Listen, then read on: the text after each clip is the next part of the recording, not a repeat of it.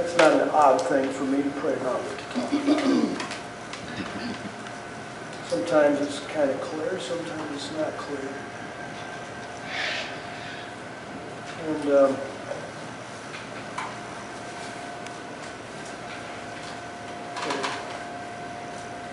go to this passage in Genesis.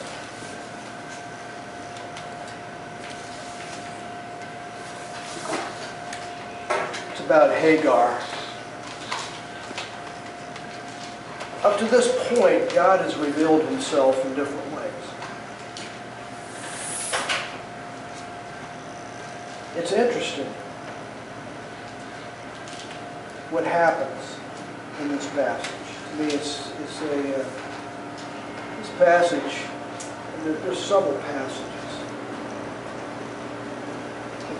One thing that we can say about Hagar, she was misunderstood.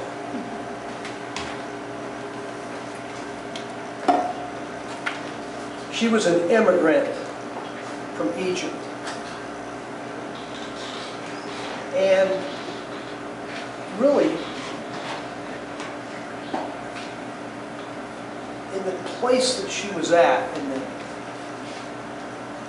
family she was at, she was with Abram and Sarai. And Abram and Sarai, Israelites, Jewish people. And they had this, they referred to her as the maid, the Egyptian, or the slave in Scripture. She was trapped in a system where she felt as though I believe she was invisible. She had no rights, no dignity, no freedom, little choice. And at this point, Hagar had enough.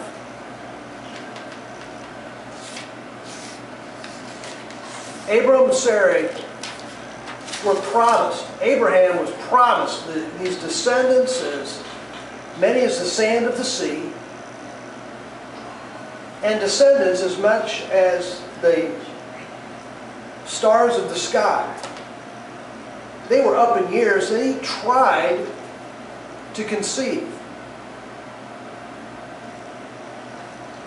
And so Sarah had this bright idea.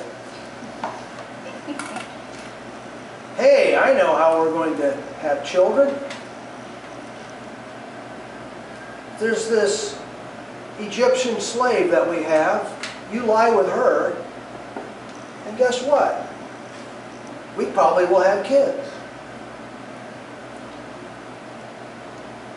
Well, guess what? She became pregnant.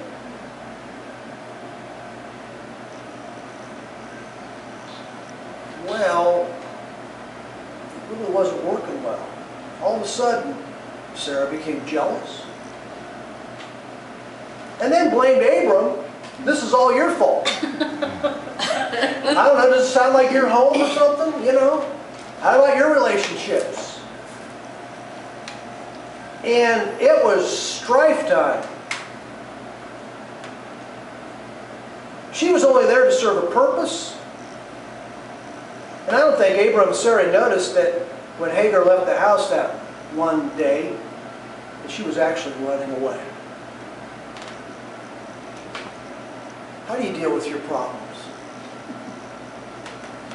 Where do you run to?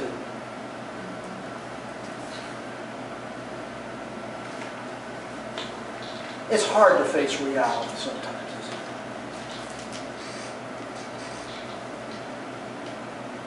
it? In the story, it even seems that Hagar doesn't really know what she wants. Although, it seems very clear that she knows what she doesn't want. Have you ever been there? I don't really know what I want, but I can tell you, and I can verbatim tell you what I don't like. You know what I'm talking about?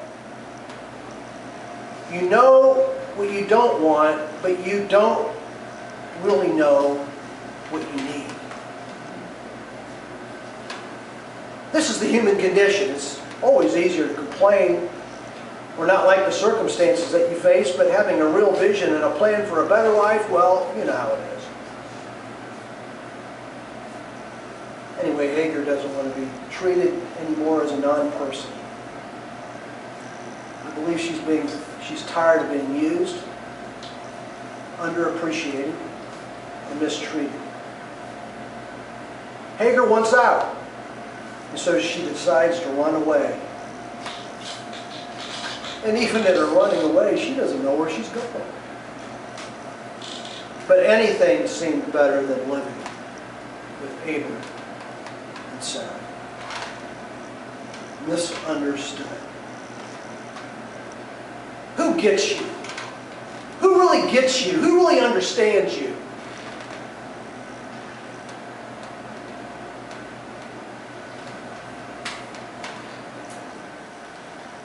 This was Hagar's problem. Let's read the passage. It's found in Genesis 16. Now Sarai, Abraham's wife, born him no children, but she had an Egyptian slave named Hagar. So she said to Abram, "The Lord has kept me from having children. Go sleep with my slave. Perhaps I can build a family through her." Is that a light bulb moment? Or what kind of moment is this? I mean, this isn't artificial insemination, folks. This is, go sleep with so-and-so. That's, Abram agreed to what Sarah said. Who's wearing the pants in this family? I don't know anything. I don't know what's going on here. So after... He didn't take it to the Lord, that's for sure. What now? He didn't take it to God, that's for sure. You want to let us in on something? Okay. Well, we said he didn't put any leadership No, on he it. didn't. There's no, what's going on? I don't know The what's head going of the on. household either. Yeah, I don't know what's going on. He's just trying to make her happy. I have no idea. Or whatever else is I don't know. I mean, it's hard to warm up to an angry woman.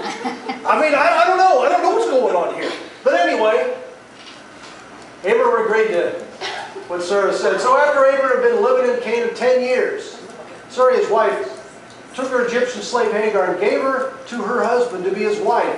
And he slept with Hagar and she conceived. Bingo! It happened. Yeah. It doesn't really say how many times it happened. Was it the first time? Or I don't know. But there's some details here. Yeah. When she knew she was pregnant, she began to despise her mistress. Sarah despised, No, Hagar. Hagar despised, excuse me, Sarah. And Sarah said to Abram, "You are responsible for the wrong I'm suffering. I put my slave in your arms, and now that she knows she's pregnant, she despises me. May the Lord judge between you and me. Your slave is in your hands.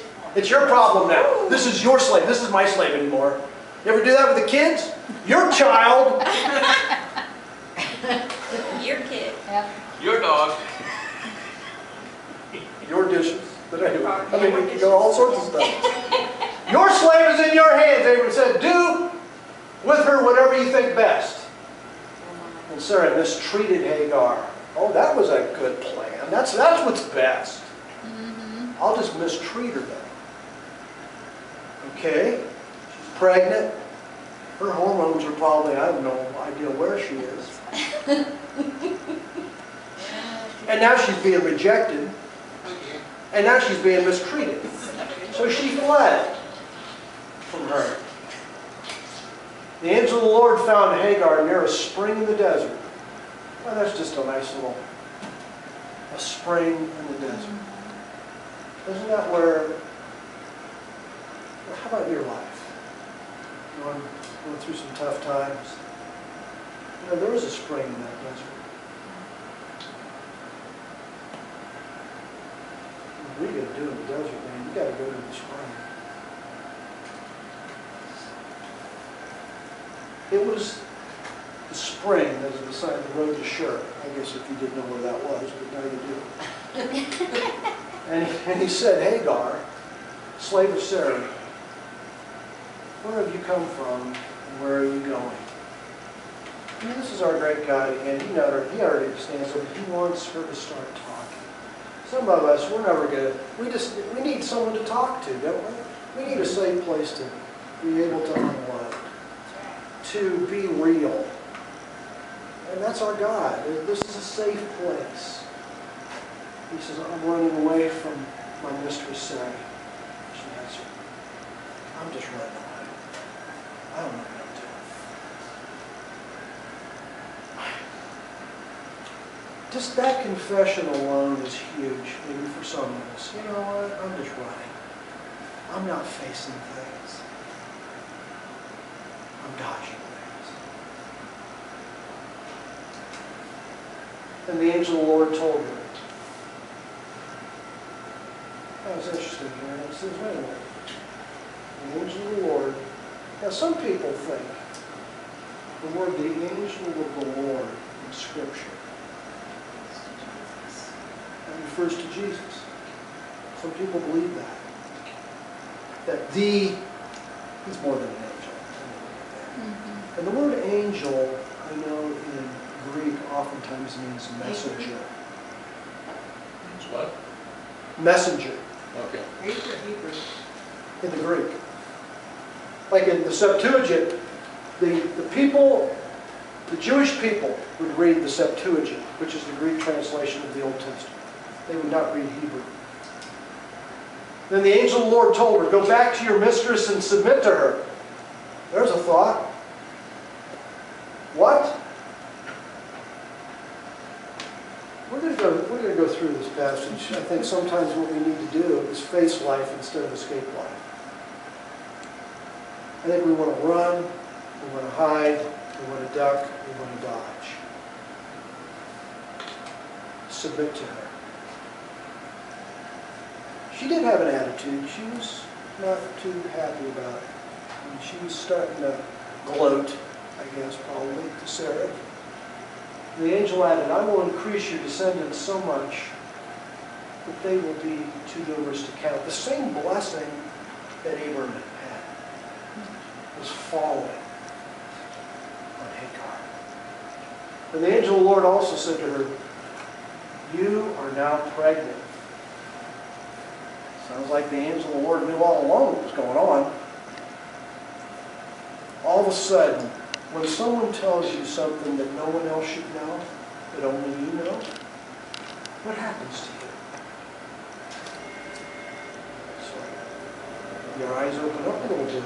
You're standing at attention in a different way now. It's moving from counseling session to prophetic messenger. You are now pregnant. You will give birth to a son. You shall name him Ishmael. The name's already picked out. Obviously, this is going to be a boy. For the Lord has heard of me misery. He'll be a wild donkey of a man. That's an interesting. It's just not pretty.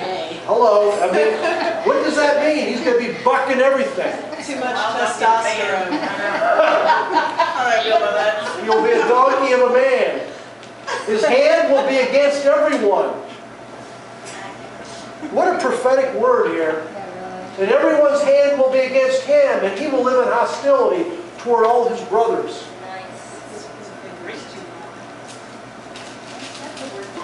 She gave this name to the Lord who spoke to her. In the Hebrew, it's El Roy. And El Roy means, you are the God who sees me. You're the God who sees me. No one else can see, doesn't get the real me. But you're the God who sees me. For she said, I've now seen the one who sees me. This is why the well was called Beer Lahai Roi. It is still there between Kadesh and Mered, if you just want to happen that way sometime. So Hagar bore Abram a son, and Abram gave the name Ishmael to the son she had born. obviously